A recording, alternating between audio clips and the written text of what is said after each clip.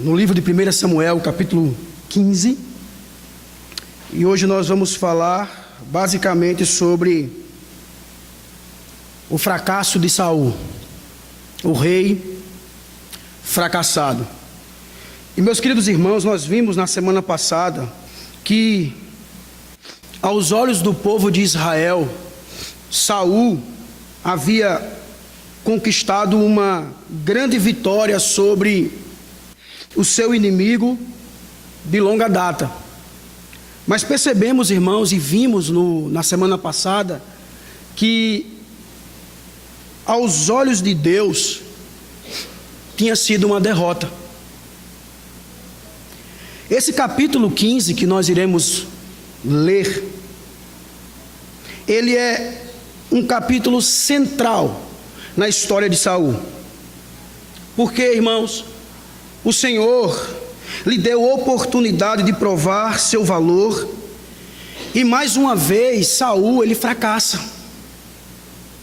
Saul, irmãos, ele mente sobre o que havia ocorrido, e consequentemente Saul, ele é julgado. Saul, irmãos, ele tinha um costume de falar em vez de realizar, e de inventar desculpas em vez de confessar os seus pecados. Não importava o que acontecia, Saul, ele sempre colocava a culpa no outro. Ele sempre dizia que era o outro o culpado. Ele estava mais preocupado em manter uma boa imagem diante dos demais do que ser verdadeiramente bom diante de Deus.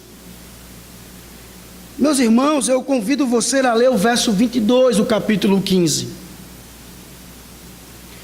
E no decorrer da mensagem nós estaremos lendo todo o capítulo 15.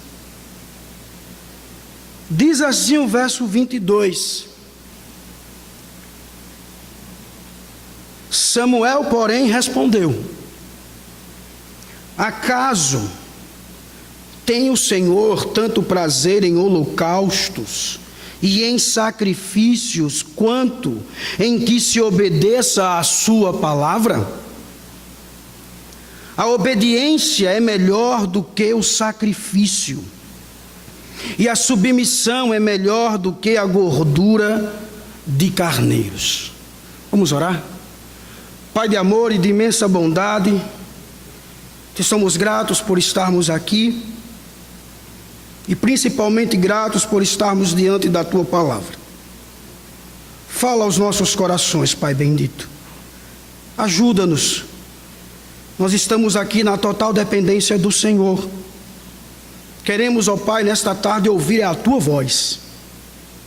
Por isso, Pai, derrame da tua graça, derrame da tua misericórdia. É assim que oramos no nome do teu Filho Jesus Cristo. Amém.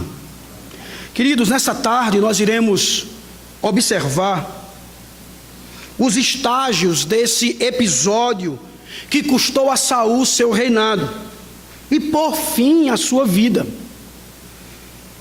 Qual é a grande verdade aqui nesse texto? A grande verdade, irmãos, é que é melhor obedecer a Deus do que qualquer outra coisa. É melhor obedecer ao Senhor. Mas o que Deus requer de nós em obediência? E aí você vai encontrar no seu boletim o primeiro. Nós podemos perceber, meus irmãos, que Deus requer de nós é obediência à sua palavra. Isso você vai encontrar nos versos 1 ao 11. Observe comigo o texto. Samuel diz no verso 1: eu sou aquele a quem o Senhor enviou para ungí-lo como rei de Israel, o povo dele. Por isso escute agora a mensagem do Senhor. Logo aqui, irmãos, percebemos o que irá ser tratado. O que irá ser tratado na vida de Saul é obediência ao Senhor. No verso 2 e 3 encontramos a ordem que foi dada a Saul. E o texto diz: assim diz o Senhor dos exércitos: castigarei os amalequitas pelo que fizeram a Israel, atacando-os quando saíam do Egito. Agora vão, ataquem os amalequitas e consagrem ao Senhor para destruição tudo que lhes pertence. Não os poupem, matem homens, mulheres, crianças, recém-nascidos, bois, ovelhas, camelos e jumentos. O que Saul, irmãos, deveria fazer? Ele deveria atacar e destruir tudo, destruir todos. Para lhe situar, os amalequitas eram um povo nômade ao sul e sudeste de Israel, que vivia no Neguebe, no deserto do Sinai. Se você leu o livro de Êxodo, você vai lembrar desse povo. Por quê? Porque quando lemos Êxodo capítulo 17, dos versos 8 ao 16, este povo foi um povo que lutou contra o povo de Israel, naquele momento em que Arão e Hur sustentavam as mãos de Moisés, para que o povo viesse triunfar nessa batalha. Lembram? Era este povo. O dia do juízo, irmãos, para os amalequitas havia chegado, e seria pelas mãos de Saul. Um comentarista nos diz que somos lembrados de que os conselhos do Senhor são conhecidos somente por Ele, e que, embora os ímpios zombem da demora de Deus, o dia do juízo vem com terrível e repentina rapidez, de acordo com o cronograma do Senhor. Para que você entenda melhor aqui nessa situação, o propósito dessa ofensiva era o juízo divino. Toda a nação amalequita, meus queridos irmãos, deveria ser oferecida ao Senhor numa demonstração de justiça perfeita. Aqui, irmãos, nós estamos encontrando a ira de Deus. Um outro propósito aqui no AT era a preservação do povo de Israel. A execução do juízo de Deus era sobre as nações ímpias que haviam caído sob a sua ira. Os amalequitas iriam agora provar o juízo de Deus, a ira do Senhor. Continuando, irmãos, nos versos 4 e 5, nós encontramos a resposta de Saul a esta ordem. Então convocou Saul os homens e os reuniu em Telaim, 200.000 soldados de infantaria e 10.000 homens de Judá. Saul foi à cidade de Amaleque e armou uma emboscada no vale. Vejam, irmãos, que Saul se dirige aos queneus, que era também uma tribo midianita, de ferreiros que habitava entre os amalequitas. Então Saul diz para eles no verso 6: retirem-se, saiam do meio dos amalequitas, para que eu não os destrua junto com eles, pois vocês foram bondosos com os israelitas quando eles estavam vindo do Egito.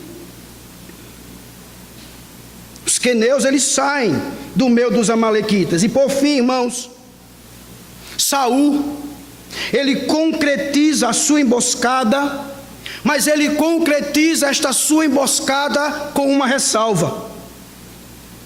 Vejam aí no verso 7, 8 e 9. Saul atacou os amalequitas por todo o caminho, desde Avilá até Sur, a leste do Egito. Capturou vivo Agag, rei dos amalequitas, e exterminou o seu povo. Mas Saul e o exército pouparam Agag e o melhor das ovelhas e dos bois, os bezerros gordos e os cordeiros. Pouparam tudo que era bom, mas a tudo que era desprezível e inútil destruíram por completo. Meus queridos, apesar de ser uma resposta rápida de Saul a esta ordem de Deus, ele não obedeceu completamente a Deus. Ele toma vivo Agag, ele toma o melhor dos animais, o melhor de tudo que ele pôde observar. Isso não é novidade para Saul, porque isso é típico do comportamento dele. E diante, irmãos, dessa atitude de Saul, Deus fala a Samuel. No verso 11, diz o Senhor a Samuel: arrependo-me de ter constituído a Saul rei, pois ele me abandonou e não seguiu as minhas instruções. Samuel ficou irado e clamou ao Senhor toda aquela noite. Antes de mais nada, sobre esse termo arrepender, ou seja, Deus se arrependeu de ter constituído Saul rei, é importante um esclarecimento. Quando a Bíblia, irmãos, fala que Deus se arrependeu, está usando uma linguagem humana para descrever uma verdade divina. Deus, queridos, Ele conhece o futuro, inclusive as respostas às suas ordens, e jamais Ele fica sem saber o que fazer. Por certo, Ele muda suas ações de acordo com aquilo que as pessoas fazem, mas isso não tem relação alguma com a sua natureza imutável, nem com os seus atributos. Jonas, por exemplo, anunciou que Nínive seria destruída, mas não foi. Isso não ocorreu do ponto de vista do Senhor. Por isso, meus irmãos, Deus é sempre fiel à sua natureza. Ele é coerente com os seus atributos e planos. Nada pega o Senhor de surpresa. O que o texto está querendo nos dizer é que Deus está expressando a sua tristeza pelo pecado. Deus aqui, Ele está triste pela falta de obediência. Pois bem, Deus, Ele requer obediência à sua palavra. E o que é que vemos aqui nesse texto? Nós vemos aqui, irmãos, o cuidado. Nós vemos aqui o zelo do Senhor para com o seu povo. Algumas pessoas têm dificuldades em crer que o Senhor ordenasse que uma nação inteira fosse destruída em função de algo que seus antepassados haviam feito séculos antes. É possível que alguns desses críticos, eles venham se apegar mais em sentimentos do que verdades espirituais, sem perceber, meus irmãos, como o Senhor havia sido longânimo com essas nações e como eram perversas. A aliança, queridos, de Deus com o povo de Israel incluía a seguinte promessa, está lá em Gênesis, capítulo 12, verso 3, amaldiçoarei os que te amaldiçoarem. E Deus sempre cumpre com a sua palavra. Este povo aqui, irmãos, não estava se opondo somente a Israel, era um povo que também estava se opondo ao próprio Deus. É preciso entender que as pessoas são a favor ou são contra o Senhor. E caso sejam contra Ele, devem sofrer consequências. Quando nós olhamos para isto, irmãos, para esta ordem do Senhor, de matar a todos, destruir tudo, não devemos olhar com um olhar perplexo. É um genocídio. Como Deus pode fazer isso? Nós temos que olhar para isso aqui, irmãos, com os olhos espirituais e passarmos a ver aqui o zelo de Deus para com o seu povo. Nós estamos vivendo em outra época, em um outro momento. E nesse caso, a única área em que o povo de Deus pratica guerra santa hoje é espiritual. Isso está lá em Efésios capítulo 6, versos 10 ao 18. Especificamente os versos 11 e 12 nos diz: vistam toda a armadura de Deus para que possam ficar firmes contra as ciladas do diabo, pois a nossa luta não é contra pessoas, mas contra os poderes e autoridades, contra os dominadores deste mundo de trevas, contra as forças espirituais do mal nas regiões celestiais. Ao olhar para isto, irmãos, para esta situação, nos faz lembrar da realidade do juízo de Deus.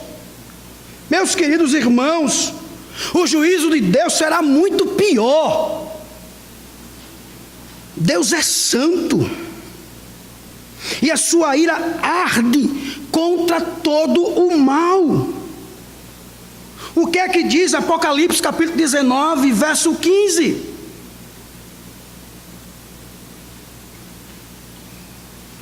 De sua boca sai uma espada afiada, com a qual ferirá as nações. Ele as governará com cetro de ferro. Ele pisa o lagar do vinho do furor da ira do Deus Todo-Poderoso.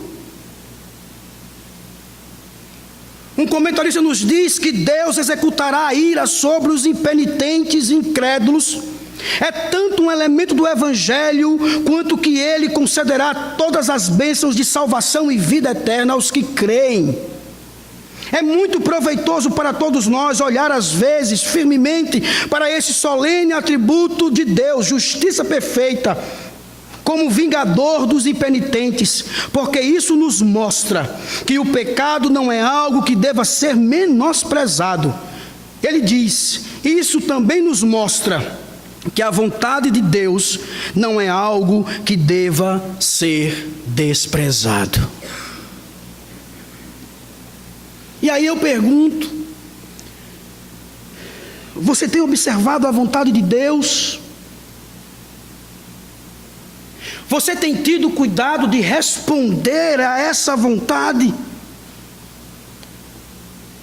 Nós vimos, irmãos, que Saul fez algo admirável ao ter o cuidado de proteger os queneus. Mas ele não teve o mesmo cuidado com referência à vontade de Deus. Ele destruiu tudo, mas permitiu que o rei Agag viesse, ou melhor, vivesse, e que os soldados israelitas tomassem para si o melhor dos rebanhos. Meus irmãos, pensem comigo. Se o Senhor diz que algo é condenado, como podemos dizer que é o melhor? Me vem à mente o texto de Isaías capítulo 5, verso 20. Ai dos que chamam ao mal bem, ao bem mal, que fazem das trevas luz e da luz trevas, do amargo doce e do doce amargo.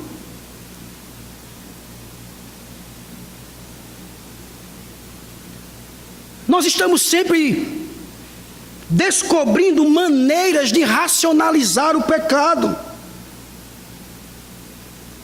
Nós sempre estamos o redefinindo. Nós estamos, irmãos, mudando as etiquetas. É impossível alguém perder o sentido do discernimento do coração, não por causa da idade, mas por escolha própria, pela rejeição à lei do Senhor e o desprezo pela palavra do Senhor. Se eu e você não descobrirmos o que é doce, está difícil, porque doce, irmãos, é doce. Mas nós estamos insistindo que a realidade seja redesenhada, para que o nosso gosto pelo amargo possa não só ser satisfeito, mas também ser chamado de doce. E aí eu pergunto, se é assim, como poderá a graça de Deus florescer nessas condições? Tem como? Será que eu e você estamos dando conta ou dando valor às coisas certas? Será que chamamos o bem e o mal pelo seu verdadeiro nome? Ou será que isso está fora de moda? O texto diz, irmãos, que Saul decidiu fazer as coisas à sua maneira. Por isso, meus queridos irmãos, servir a Deus de modo aceitável, obedecendo a sua palavra, envolve fazer a vontade dele de maneira certa, no momento certo e pelos motivos certos. Por fim, a obediência à sua palavra nos torna amigo de Cristo. Quando olhamos para a cruz, irmãos, ela nos leva a refletir que não é mais o nosso querer ou vontade, mas a vontade dele. Quando nós olhamos para a cruz, somos lembrados que Cristo morreu para que eu e você pudéssemos ter essa oportunidade de conhecer a sua palavra. E não apenas conhecer a sua palavra, mas obedecê-la, e isso por amor.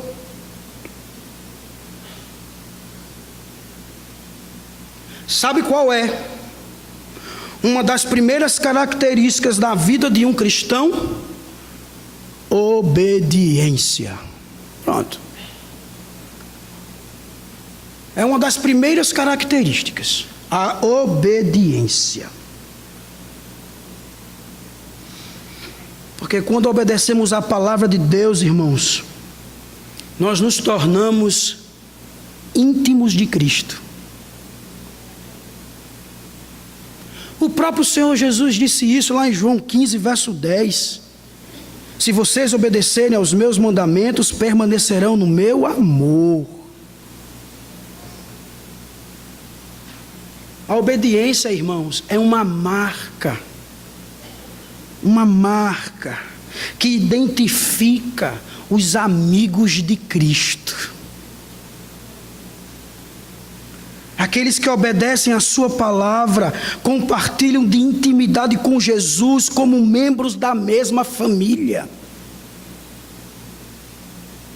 Obedecer à sua palavra é reconhecer a sua voz, como as ovelhas reconhecem a voz do seu pastor e a seguem. É assim que tem que ser. Deus requer de nós esta obediência e não outra. Mas o que Ele requer mais de nós? Deus requer também adoração verdadeira. Está aí, versos 12 ao verso 23.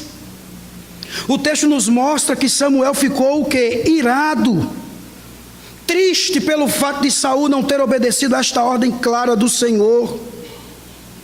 E depois, irmãos, de uma noite toda orando, ele foi ao encontro de Saul, e diz lá o verso 12: de madrugada Samuel foi ao encontro de Saul, mas lhe disseram: Saul foi para o Carmelo, onde ergueu um monumento em sua própria honra.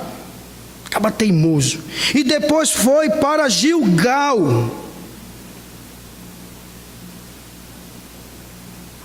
Observem, irmãos, o que Saul havia passado todo esse tempo construindo um monumento à sua obediência ao atacar os amalequitas, e volta para Gilgal.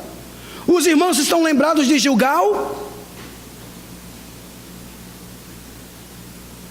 Está lá no capítulo 13. Foi o lugar, irmãos, que ele havia pecado contra o Senhor e contra Samuel. Ele volta para este lugar. E quando Samuel o encontrou em Gilgal, ele começa agora aqui, irmãos, o diálogo entre eles. Veja aí o verso 13. O Senhor o abençoe, disse Saul. Segui as instruções do Senhor. Pense num cabra presunçoso.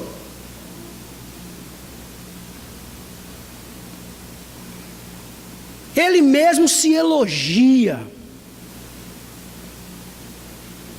Saul, meus queridos, ele é muito hipócrita. Continuando, no verso 14, Samuel responde com aquela resposta.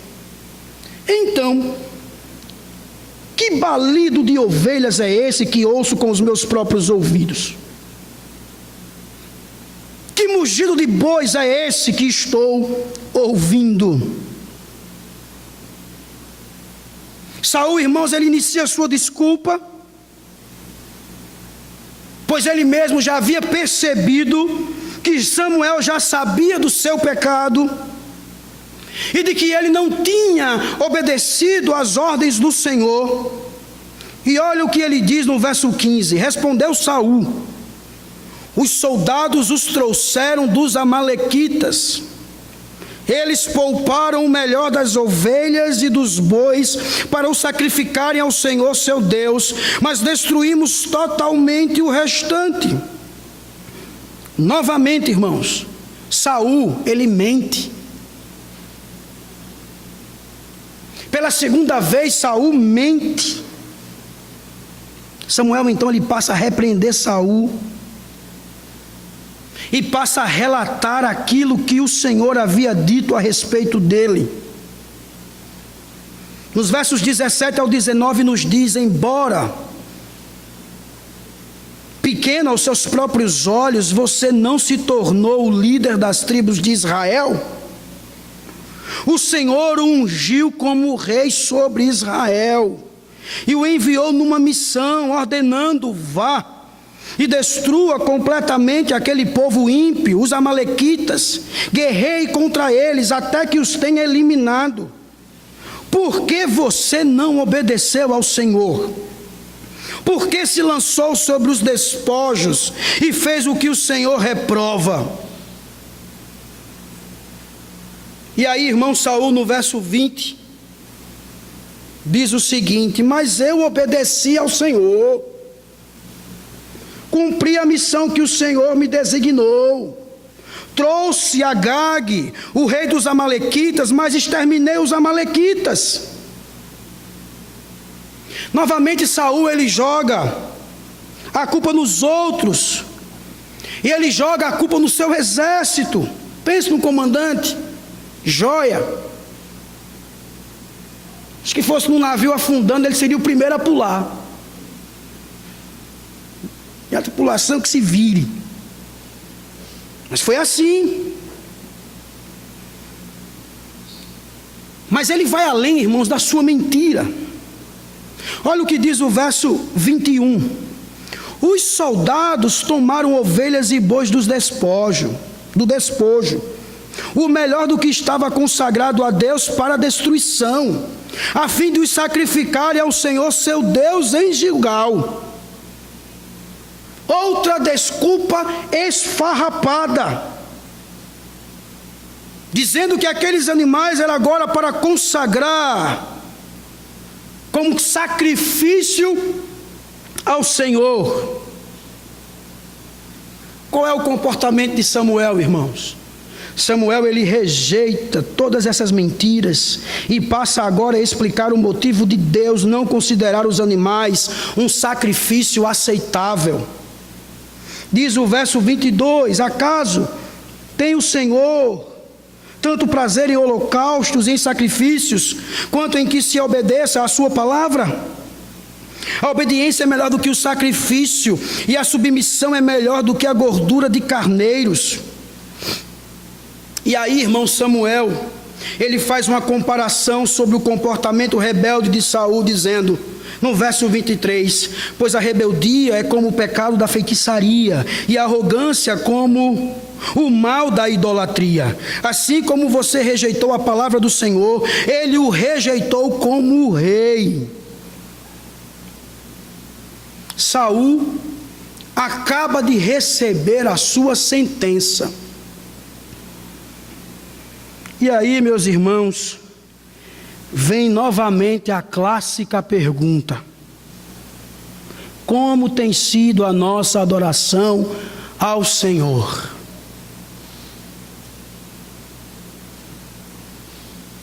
Quando eu falo, irmãos, de adoração, eu não estou me referindo a isso aqui que fazemos aos domingos. Estou me referindo, irmãos, ao nosso dia a dia. Como tem sido a nossa adoração dia a dia ao Senhor?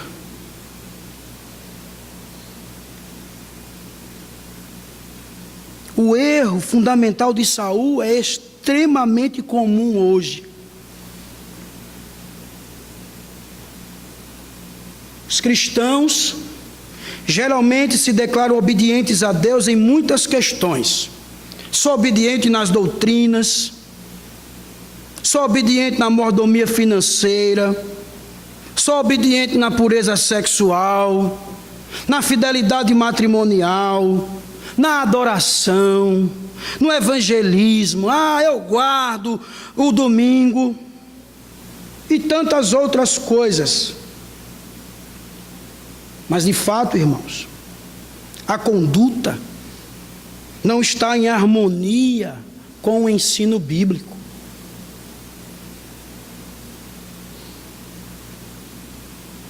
Preciso que haja uma harmonia, não apenas dizer que crê na sã doutrina, que está aqui todos os domingos. Tem que estar ligado, irmãos, ao ensino bíblico. Nós acabamos de falar que Deus requer obediência à sua palavra. Sabe por quê? Porque, irmãos, para que a nossa adoração seja verdadeira, nós precisamos obedecer ao que Ele realmente ordenou. Nunca esqueçam, obediência e adoração andam juntas, andam de mãos dadas. Não tem como você prestar a Deus uma verdadeira adoração se você não obedece à sua voz e à sua palavra. Vocês viram que o texto nos alerta? Acaso tem o Senhor tanto prazer em holocaustos e em sacrifício, quanto em que se obedeça à sua palavra? A obediência é melhor do que o sacrifício, e a submissão é melhor do que a gordura de carneiros.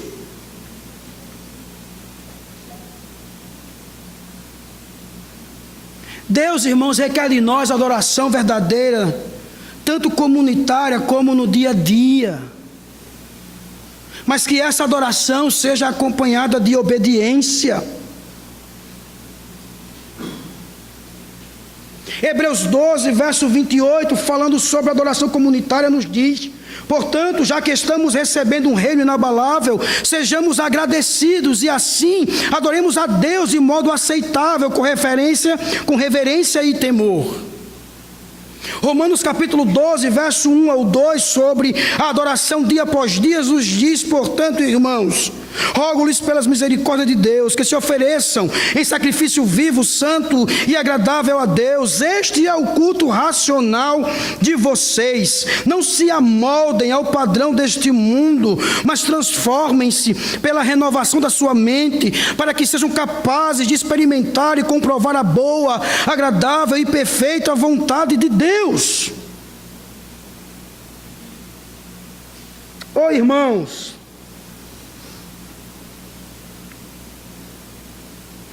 a adoração sem obediência não passa de hipocrisia e de ritual vazio, ritual religioso vazio. Nós que somos adoradores devemos nos aproximar do Senhor com um coração submisso e com fé verdadeira. Do contrário, a nossa adoração será em vão. Lembram de Davi? Quando ele estava no deserto e longe dos sacerdotes e do santuário de Deus? Vejam lá no Salmo 141, verso 2, ele diz: suba a minha oração perante a tua face como incenso, e as minhas mãos levantadas sejam como o sacrifício da tarde. Davi, irmão, sabia que o Senhor aceitaria a adoração de seu coração. E é isto que o Senhor deseja de cada um de nós: a adoração de coração, que venha de lá de dentro. Porque, irmãos, a adoração cristã deve ir além da mera execução de uma liturgia. Eu e você devemos adorar a Deus, como diz João capítulo 4, verso 24, em espírito e em verdade.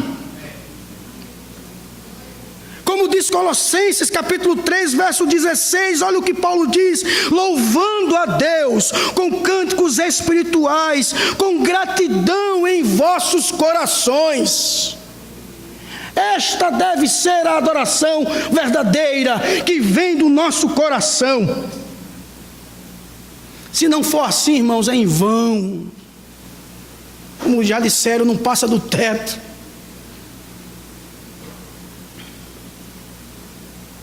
E Deus, irmãos, tem dito para nós: acaso tenho eu tanto prazer em holocaustos e em sacrifício, quanto em que se obedeça a minha palavra?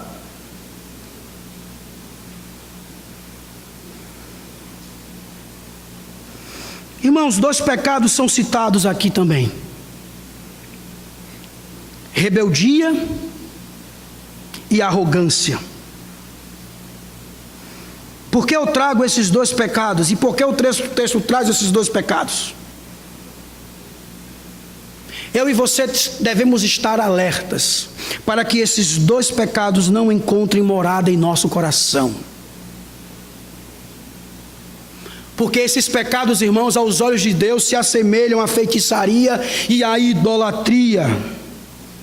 E quando estes pecados estão instalados no nosso coração, é indício que nesse coração há uma total rejeição à palavra do Senhor.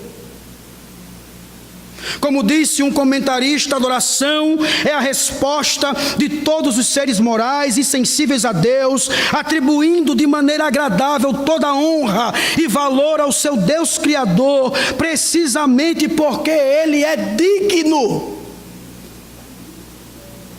Não permita que a rebeldia e a arrogância invadam o seu coração. E se você tem rebeldia, e se você é arrogante, que nessa noite você arranque do seu coração. Peça ajuda a Deus: Senhor, arranca do meu coração essa arrogância, arranca do meu coração essa rebeldia. Nós somos exortados a fazermos isso, irmãos. O Salmo 95, versos 6 e 7 nos diz: venham, adoremos prostrados e ajoelhemos diante do Senhor, o nosso Criador, pois Ele é o nosso Deus, e nós somos o povo do seu pastoreio e rebanho que Ele conduz. E isso deve ser feito, irmãos, com alegria. Pois vejam o que diz o Salmo 100, verso 2: prestem culto ao Senhor com alegria, entre na sua presença com cânticos alegres. Você acha que um rebelde, um arrogante faz assim? De jeito nenhum. Eu e você, nós temos vários e grandes motivos para adorarmos ao nosso Deus. No próprio Salmo 100, verso 3, traz esses motivos. Ele nos fez. Olha o motivo da gente adorar ao Senhor. Porque Ele nos fez a sua imagem e semelhança. Ele não olhou para o cachorro, para o macaco e fez você. Me fez. O macaco é assim, vou fazer tu também assim. Não, irmãos. Ele olhou para si e decidiu fazer cada um de nós a sua imagem e semelhança. O motivo da gente adorar ao Senhor. Um outro motivo que diz aqui no texto é que somos dele. Nós pertencemos a Ele. Ele é o nosso dono. Ele é o nosso Pai. Somos o seu povo e rebanho do seu pastoreio. Louvado seja Ele, irmãos, porque o temos como pastor. E pastor cuida, pastor trata, pastor ama. Louvado seja Deus por isso. Que eu e você possamos entender que a adoração é a resposta apropriada da criatura ao Criador. A adoração não cria algo novo, ao contrário, é uma resposta transparente ao que é um reconhecimento do nosso status de criatura diante do próprio Criador. Deus, irmãos, requer adoração verdadeira. Tenhamos isso em mente, mas também pensemos na era vindoura. Lá estaremos na presença do grande Rei. Lá, irmãos, estaremos diante do trono de Deus e do Cordeiro. Lá nós o serviremos e o veremos a sua face. Lá, meus queridos, não haverá mais noite e não precisará mais de luz de lâmpada e nem a luz do sol. Por quê? Porque, irmãos, o Senhor Deus iluminará e nós reinaremos pelos séculos dos séculos. Está lá em Apocalipse 22. Por isso, irmãos, diante dessa questão da adoração, nós venhamos ter esperança. Esperança de que eu e você estaremos na presença real e revelada de Deus, que o adoramos, que iremos adorá-lo, não mais como estamos aqui, mas com corpos glorificados. Nós precisamos parar e pensar, irmãos, mas é no céu. Você tem pensado no céu?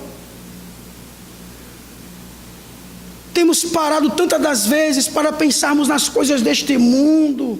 O que iremos fazer amanhã, o que iremos comer amanhã, o que iremos vestir, como será o dia de trabalho, e isso e aquilo, irmãos. Vamos pensar mais no céu. Pense como será você lá. Pense você lá adorando ao Senhor. Pense como será a sua adoração celestial. Porque, irmãos, quando pensamos nisso, aqui na terra seremos levados a buscarmos uma adoração verdadeira. Quando pensamos mais no céu, aqui na terra seremos levados a buscarmos a santidade. Quando pensamos no céu, irmãos, seremos cheios aqui na terra de alegria e confiança em meio a tantos sofrimentos que passamos. Então, meus irmãos, eu e você devemos aguardar por esse grande dia. Como já disseram, devemos aguardar como um bebê no ventre, onde estamos nos preparando para a continuação de nossa vida atual, que será diferente, além do que podemos imaginar, meus irmãos. De certa maneira, nós aqui já estamos usufruindo os benefícios da era vindoura. No entanto, eu e você não podemos nos contentar apenas com isso. Há muito mais, irmãos, nos aguardando. Muito mais. Por isso que nós precisamos nos agarrar nessa esperança de que um dia não faremos mais nada. Mais nada, irmãos, a não ser adorá-lo. E esse dia vai chegar. E devemos pedir por esse dia todas as noites. Deve estar nas nossas orações, em todas as nossas orações. Maranata, ora vem, Senhor Jesus. Deve ser assim. Deve ser desta forma. Conversando sobre algumas coisas, um certo jovem me perguntou: pastor, o que é que o senhor queria hoje? Eu disse: meu irmão, eu queria que o Senhor voltasse. Mas seus filhos, sua esposa? Eu digo: irmão, eu queria que ele voltasse. Ela vai estar lá também. Creio que meus filhos também estarão lá, meus irmãos. Então eu queria que ele voltasse. Mas o senhor tem medo de morrer? Tenho nada, irmão. Nós temos que ter, irmãos, o mesmo sentimento de Paulo: eu prefiro estar com Cristo. Morrer é lucro. Devemos aguardar, irmãos, esse grande dia que iremos adorá-lo em espírito e em verdade. Sempre. Onde não haverá mais nada, somente isto. Por fim, o que Deus requer mais de nós? Ele requer verdadeiro arrependimento. Verso 24 ao 35, chegando agora ao final do texto, Saul, meus queridos, depois de ouvir as palavras de Samuel, ele diz no verso 24 e 25, pequei, disse Saul, violei a ordem do Senhor e as instruções que você me deu, tive medo dos soldados e lhes atendi. Agora eu lhe imploro, perdoe o meu pecado e volte comigo, para que eu adore o Senhor. A princípio, pensamos que essa expressão, pequei, foi uma expressão de verdadeiro arrependimento e de pesar por haver pecado. Mas não foi, irmãos.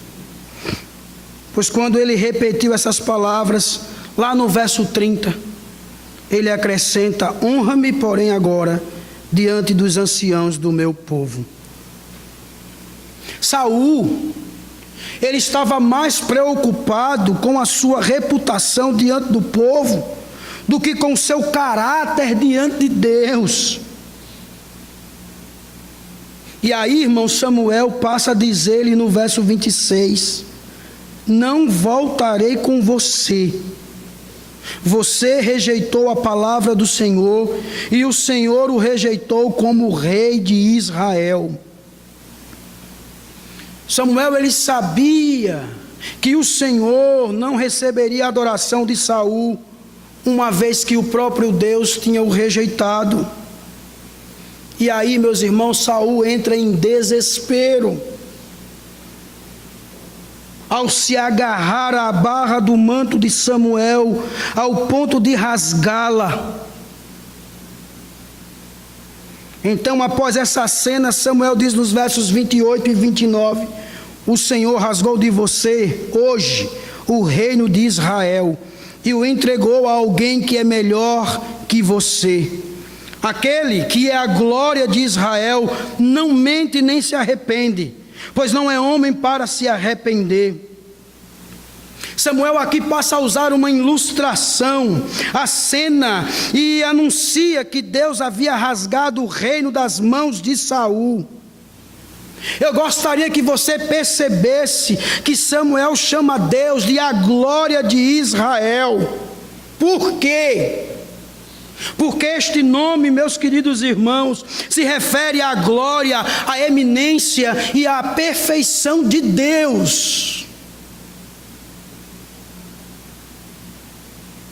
Então, novamente, Saul repete a súplica: pequei, no verso 30, honra-me perante as autoridades do meu povo e perante Israel, volte comigo para que eu possa adorar o Senhor seu Deus.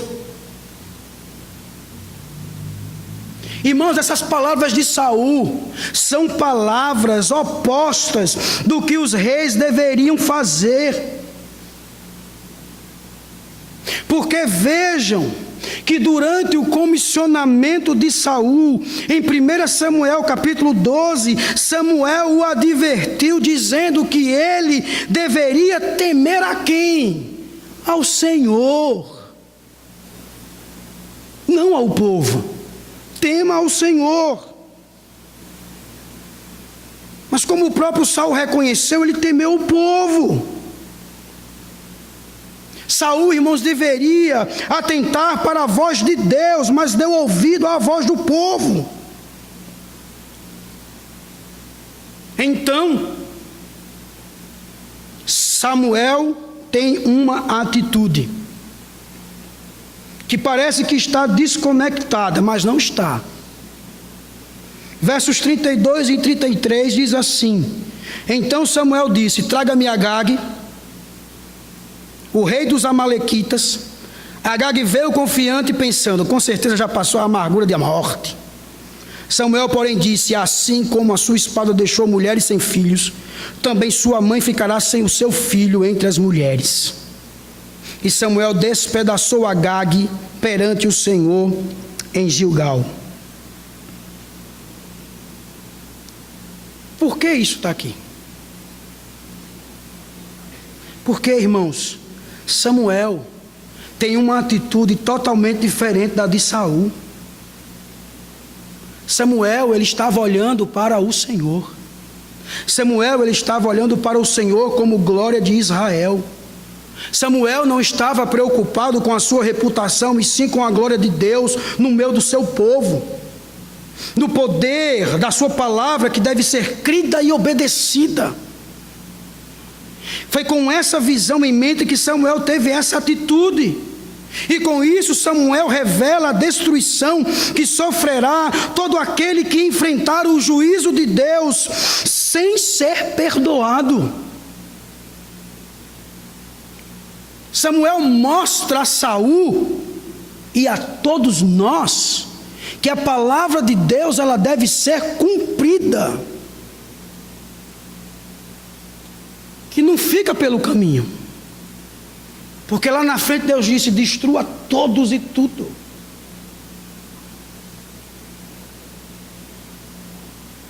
No verso 34, irmãos, então Samuel partiu para Ramá, e Saul foi para sua casa em Gibeá de Saul. Nunca mais Samuel viu a Saul até o dia de sua morte. Mas olha o que interessante: se entristecesse por causa dele, porque o Senhor arrependeu-se de ter estabelecido Saul como rei de Israel. Nunca, irmãos, Samuel ficou feliz com tudo isso. Ele nunca torceu para que este rei fosse reprovado. O coração de Samuel estava o tempo todo no Senhor, demonstrando assim a sua graça no caráter. Samuel, irmão, se entristeceu com essa situação de ver Saul permanecendo perdido em pecado. Não pensem que foi fácil para Samuel, que não foi. Não foi, irmãos. Mas aí, meus queridos, o que é então o arrependimento? Por que está nos levando ao arrependimento esse texto? O que significa o arrependimento? Meus queridos, o arrependimento é uma graça do Espírito de Deus por meio da qual um pecador é humilhado em seu íntimo e transformado em seu caráter, a fim, irmãos, de proporcionar melhor entendimento. Saiba que o remédio, ou melhor, que o arrependimento é um remédio espiritual, formado de 6 componentes especiais.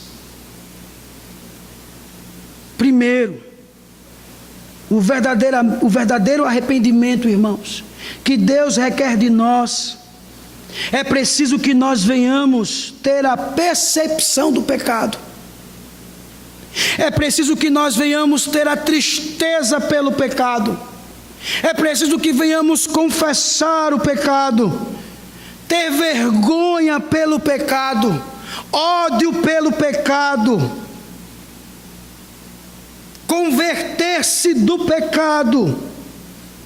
Se um for deixado de fora, meus queridos, o arrependimento perde o seu poder. Antes que um homem venha a Cristo, ele tem primeiramente de vir a si mesmo. Uma pessoa, meus queridos irmãos, deve antes de tudo reconhecer e considerar o que é o seu pecado e conhecer a praga de seu coração antes que seja devidamente humilhado por ela. A primeira coisa que Deus criou foi a luz. Portanto, a primeira coisa que deve haver em uma pessoa arrependida é a iluminação. Já disseram, irmãos, que os olhos são feitos tanto para ver como para chorar. Antes de lamentarmos pelo pecado, temos de vê-lo.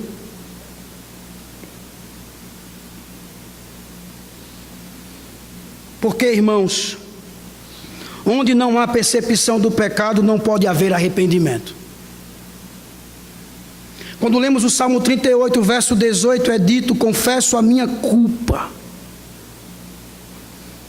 Em angústia, em tristeza, estou por causa do meu pecado.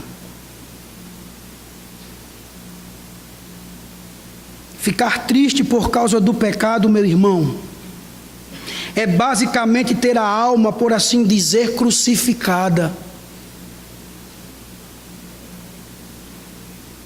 Isso precisa estar presente no verdadeiro arrependimento. É como se você e eu sentíssemos os cravos da cruz penetrando o nosso corpo. Alguém pode esperar arrepender-se sem tristeza? Pode. Mas aquele que se arrepende sem entristecer-se, nos deixa incertos do seu arrependimento. Porque, irmãos, a tristeza pelo pecado não deve ser superficial, deve ser uma agonia santa. Na Escritura é chamada de quebrantamento de coração. Salmo 51, verso 17 nos diz: os sacrifícios que agradam a Deus são um espírito quebrantado, um coração quebrantado e contrito a Deus não desprezarás. É o rasgar o coração, como diz Joel 2, verso 12: rasgai o vosso coração. Meus irmãos, a tristeza pelo pecado implica tornar Cristo precioso, implica repelir o pecado, implica preparar-se para receber firme consolo. Tem que chorar mesmo. Pecou, tem que chorar, tem que se entristecer, porque é agora que receberemos o consolo. Por isso, meu querido irmão, se arrependa de forma verdadeira. Não seja hipócrita. O arrependimento dos hipócritas evidencia somente a face exterior. Faça com que o seu coração venha sangrar por causa do pecado. Como diz um comentarista, aquele que lamenta verdadeiramente o pecado se entristece por conta das incitações do orgulho e da concupiscência. Ele se entristece por causa da raiz de amargura, embora ela nunca prospere até o ponto de levá-lo a agir. Um homem ímpio pode sentir-se atribulado por pecados escandalosos. Um verdadeiro convertido lamenta os pecados do coração. Verdadeiro arrependimento, irmãos, requer confissão. Não uma confissão qualquer, mas a confissão de verdade. Aquela confissão que é espontânea, que é com contrição, que é com sinceridade, especificando cada pecado, dando nome a cada um, confessando a fonte do pecado. Saul, irmãos, confessou o seu pecado, sim, mas não a sua confissão foi verdadeira. A confissão de pecados de Davi, o arrependimento melhor de Saul, não teve estas qualificações. A vergonha pelo pecado deve estar presente num verdadeiro arrependimento.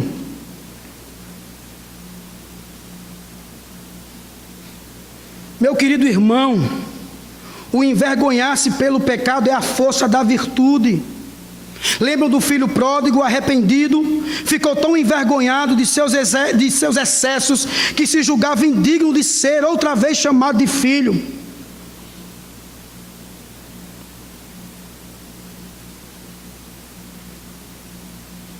O verdadeiro arrependimento nos leva a termos ódio do pecado.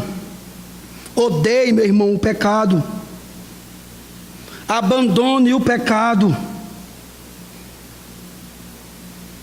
Como Paulo lançou aquela víbora, atirando-a no fogo, lá em Atos 28, verso 5, devemos ter essa mesma atitude. Porque morrer para o pecado é a vida do arrependimento, meu querido irmão.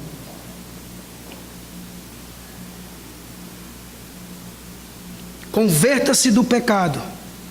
Porque quando você faz assim, você será tão visível que os outros irão perceber. O que podemos concluir com tudo isso, irmãos? É que Saul, ele foi longe demais. Nós nunca podemos saber que alguém está definitivamente perdido. Devemos continuar a estender a cada dia a graça do Evangelho a corações endurecidos, mesmo quando nos entristecemos pela sua evidente rejeição ao Evangelho. Samuel, irmãos, ele sofreu muito por causa do povo e do rei desejado. Samuel fez o que pôde para aconselhar o rei e para fortalecer o reino, mas Saul insistiu em conseguir tudo à sua maneira. Não seja assim. O fim de Saul nos impulsiona a guardar no coração a exortação de Paulo, quando ele escreve aos Gálatas capítulo 6, verso 1. Cuide-se, porém, cada um para que também não seja tentado, vigiando nossa alma, para não nos tornarmos endurecidos na incredulidade. Deus não quer apenas a frequência ritualística aos cultos.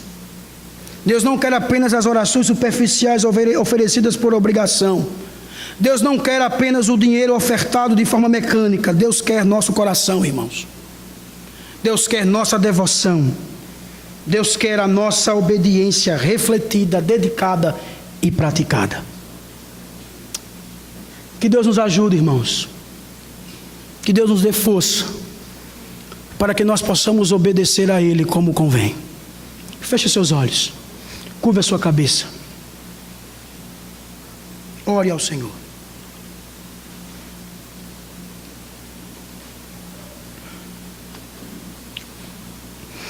Senhor,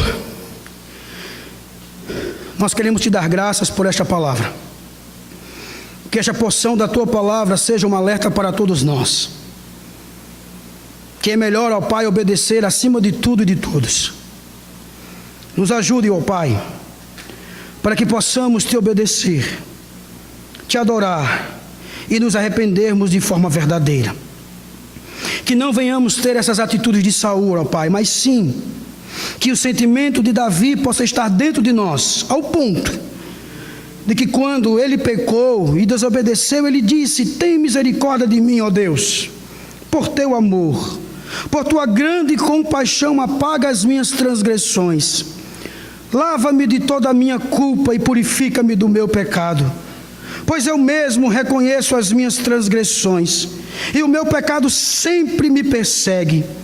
Contra ti pequei, e fiz o que tu reprovas, de modo que justa é a tua sentença, e tens razão em condenar-me. Sei que sou pecador desde que nasci, sim, desde que me concebeu minha mãe. Sei que desejas a verdade no íntimo, ó Pai, e no coração me ensinas a sabedoria. Purifica-me com hisopo, e ficarei puro. Lava-me, e mais branco do que a neve serei. Faze-me ouvir de novo júbilo e alegria, e os ossos que esmagastes exultarão. Esconde o rosto dos meus pecados, e apaga todas as minhas iniquidades. Cria em mim um coração puro, ó Deus, e renova dentro de mim um espírito estável. Não me expulse da tua presença, nem tires de mim o teu espírito. Devolve a alegria da tua salvação e sustenta-me com um espírito pronto a obedecer. É assim que oramos, Pai, em nome do teu Filho Jesus Cristo. Amém. Fiquemos de pé, meus irmãos, e façamos dessa canção também a nossa oração. Deus, eu me alegro em ti, és a minha força, meu libertador.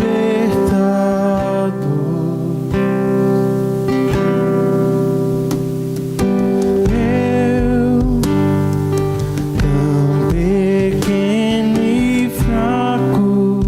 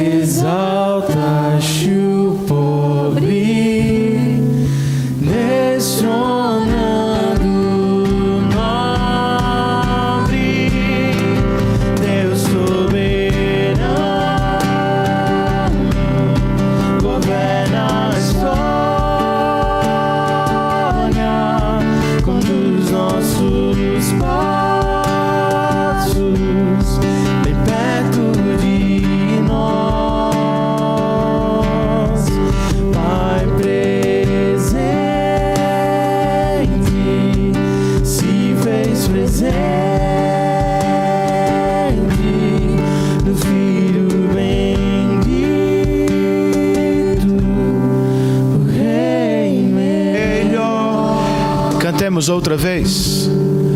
Deus soberano,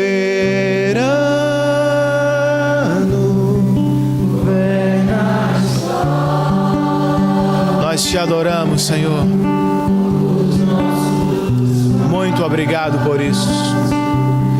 Bem perto de nós, Pai presente, se fez presente no Filho bendito, o Rei melhor. Recebamos a bênção do Senhor, irmãos. Que o amor de Deus, o nosso maravilhoso Pai Celestial, sempre presente, que a graça maravilhosa de Jesus Cristo, por meio de quem temos livre acesso a Deus, que a comunhão, as consolações, o poder e a presença do Santo Espírito do Senhor estejam sobre nós, bem como sobre todos os nossos irmãos espalhados pela face da terra, desde agora e para todos sempre. Todos nós dizemos em uma só voz: amém. Cantemos uma última vez este refrão. Eu e o pastor André estaremos à porta da igreja para cumprimentar os irmãos. Deus soberano,